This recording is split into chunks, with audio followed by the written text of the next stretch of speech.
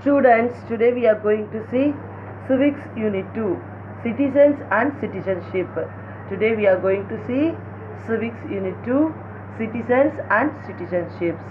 In this lesson, the learning objects are meaning, definitions of citizen and citizenship, the Constitution, provisions of India, the accusations and the determinations of Indian citizenship, nature of the overseas citizenship of India, rights and responsibility of a citizen.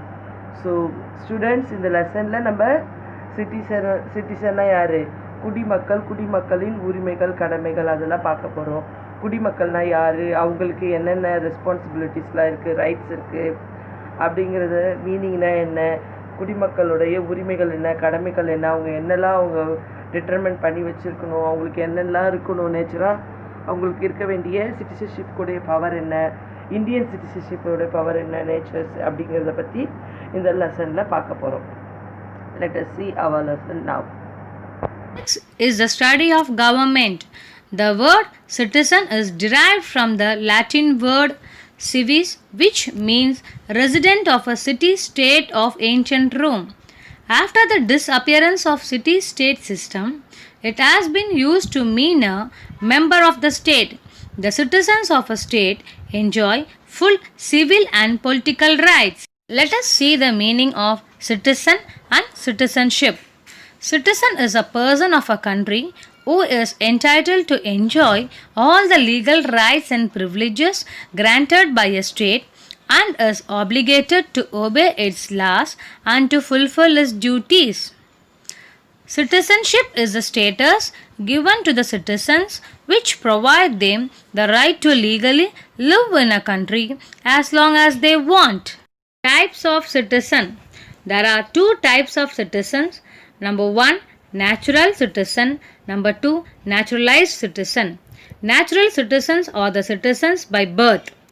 Naturalized citizens are those who acquire citizenship. Indian Citizenship Act 1955. This act gives the provisions for the acquisition and termination of Indian citizenship. List of amendments made in Citizenship Act 1955. The first Amendment Act in the year 1986 with respect to a person born in India. So before 1986, the act says if any person take birth in India, then he will be eligible for Indian citizenship. But this Amendment Act changed this provision that the person's birth should be in India and one of his or her parent should be an Indian to get the citizenship. Citizenship Amendment Act 1992 with respect to discrimination against women. Before 1992, if any person needs citizenship, then his or her father should be an Indian citizen without considering the mother.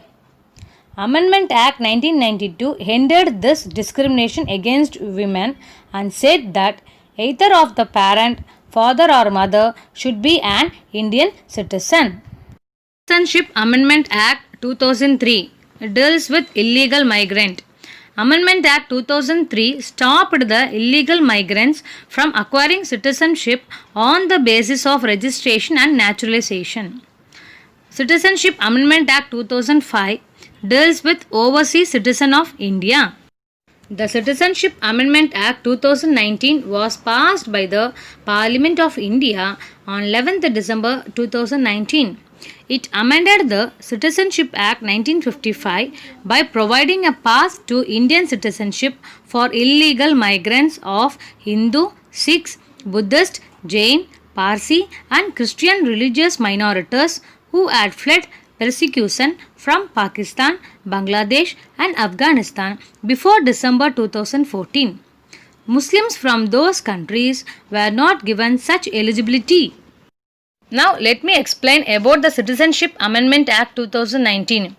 Amendment means changes made in the provisions of Citizenship Act 1955.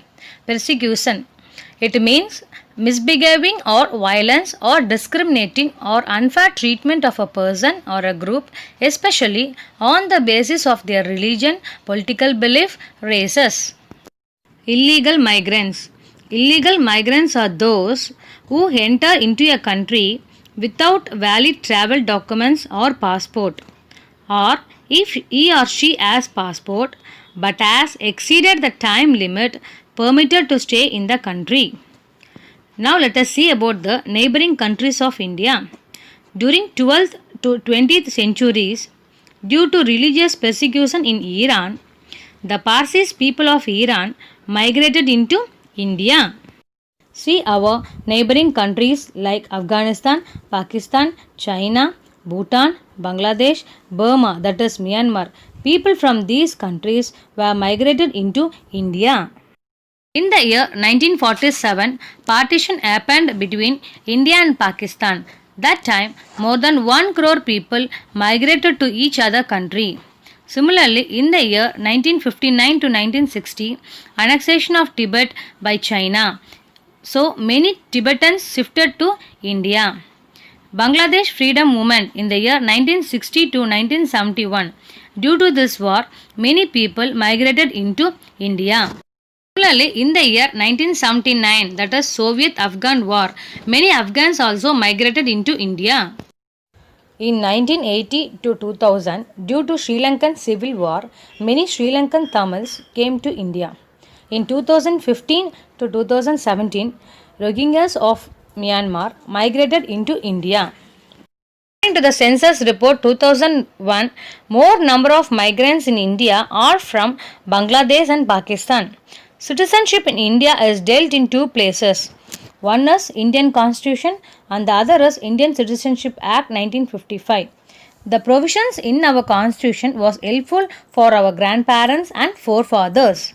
This Amendment Act changes the definition of illegal migrants and it says that before 31st December 2014, any person who came to India in any ways and if they are from Afghanistan, Pakistan and Bangladesh and if they belong to these 6 communities, Hindus, Sikhs, Buddhists, Jains, Parsis, Christians are not called as illegal migrants. This act changes in the process of acquiring citizenship. If you are coming from Pakistan and willing to take Indian citizenship in India, then you have to stay in India for 11 years or have to do government services to get citizenship.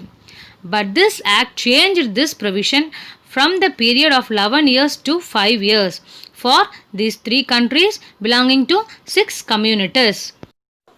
Let us see about the acquisition of citizenship. Number 1. By birth, section 3. By descent, section 4. By registration, section 5. By naturalization, section 6. By incorporation of territory, section 7. We are going to see in detail about these. Acquiring citizenship by birth, section 3. Born in India, the place of birth should be in India. First point, from 26 January 1950 to before 1st July 1987, if a person born in India automatically gets Indian citizenship irrespective of his or her parents, Indian or non-Indian.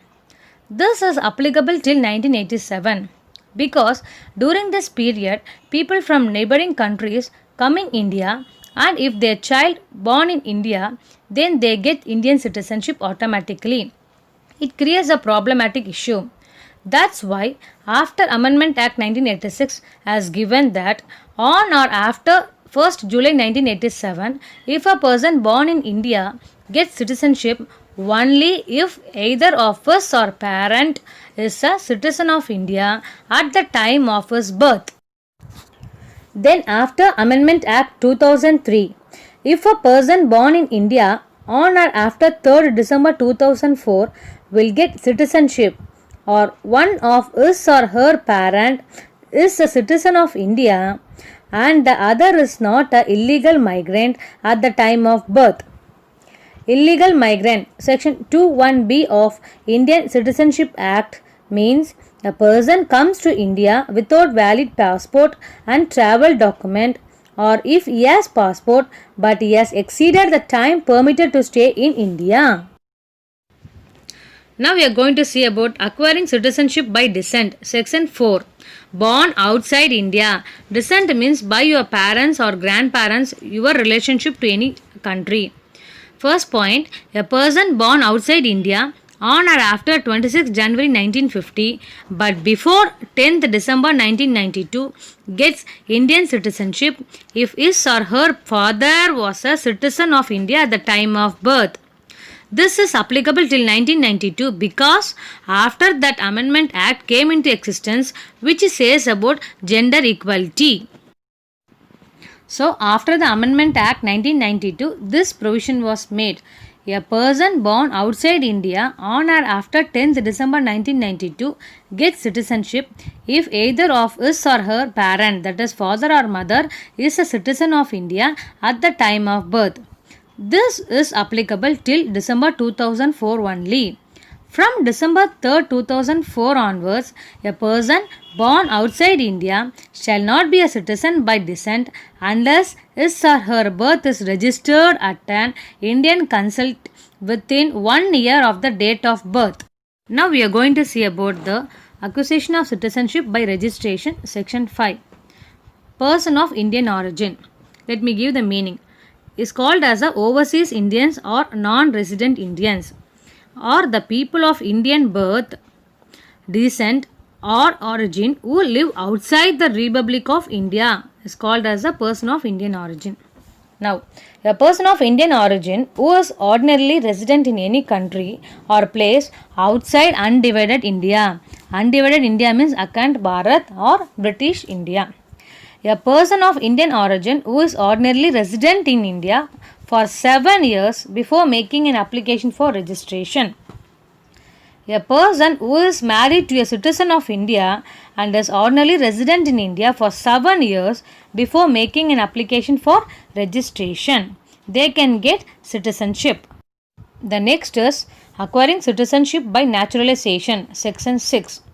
The central government on application grant a certificate of naturalization to a person if he is not a citizen of any country where citizens of India are prevented from becoming subjects or citizen of that country. Then a citizen of any country renounce means cancel the citizenship of that country. Then he or she has either resided in India or been in the service of government in India throughout the period of 12 months can get citizenship.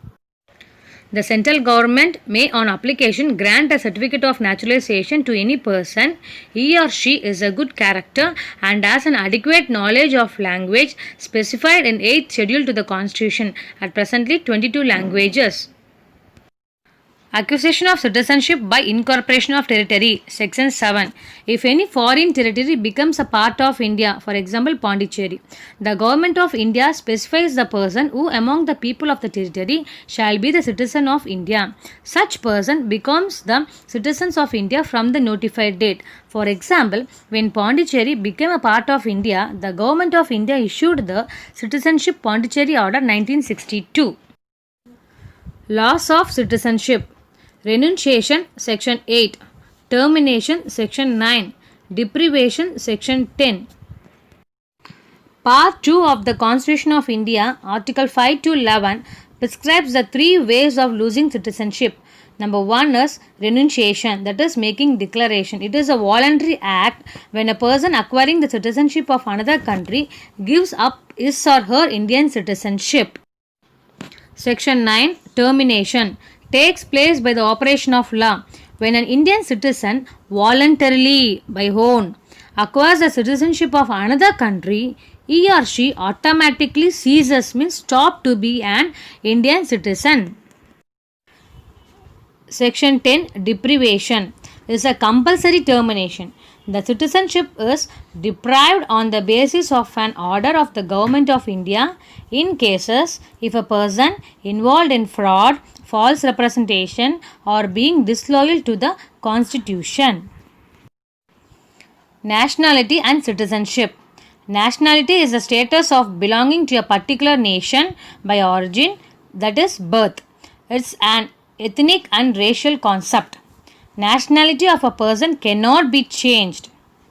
Citizenship is granted to an individual by the government of the country when he or she complies with the legal formalities. Citizenship can be changed. Single citizenship. Our Indian constitution provides for only single citizenship, that is the Indian citizenship. But federal states like USA, United States of America and Switzerland has dual citizenship, that is double citizenship, namely national citizenship and the state citizenship. In India, all citizens irrespective of the state in which they are born or reside enjoy the same political and civil rights of the citizenship all over the country. Overseas citizenship of India. Non-resident Indian. See NRI. An Indian citizen who is residing outside India and holds an Indian passport is called as NRI. The next one. Person of Indian origin. We discussed this before itself. PIO. A person whose ancestor was an Indian national and who is presently holding another country's citizenship other than Pakistan, Bangladesh, Sri Lanka, Bhutan, Afghanistan, China and Nepal. This scheme was rescinded with effect from January 9, 2015. Then OCI, Overseas Citizen of India card holder. It is an immigration status permitting a foreign citizen of India origin to live and work in the Republic of India indefinitely, except the citizen of Pakistan and Bangladesh. There are no voting rights for an OCI card holder. Now let us see the rights and duties of citizen. We are the citizen, so we have some rights and duties. Our constitution confers the following rights for the citizen of India. Fundamental rights, then right to vote in the election to the Lok Sabha and the state legislature. So the eligible age to vote is 18. Right to hold certain public offices. Right to become the member of the parliament and state legislature. According to 42nd Amendment of our Constitution, a set of fundamental duties are prescribed for all citizens of India. For example, paying tax honestly, respecting the rights, beliefs and opinions of others, defending, that is safeguarding our country, respect and obey state and local laws and so on. Alien and immigrant are two terms that are used to refer non-nationals of a country. Let us see who is alien. Alien refers to all non-citizens or non-nationals residing in a country. For example, foreign students, tourists. Immigrant refers to alien who has been granted the right to reside and work permanently without restriction in a particular country. To be a good citizen, we should have some qualities. What are they? Number 1. We should be loyalty to the Constitution, obey laws, contributes to society and community and performs civic duty. Quality of goodness and justice, respecting diversity. So these are the qualities a good citizen should possess. Global citizenship. Global citizenship is an idea that everyone, no matter where they live, is a part of a worldwide community rather than as a citizen of particular nation or place. All people have rights and civic responsibilities. It is fundamental in enabling young people to access and participate in shaping the modern society.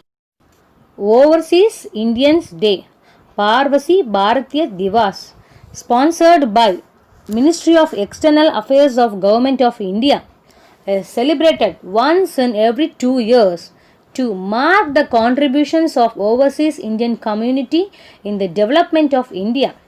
The day, that is January 9, commemorates the arrival of Mahatma Gandhi in India from South Africa.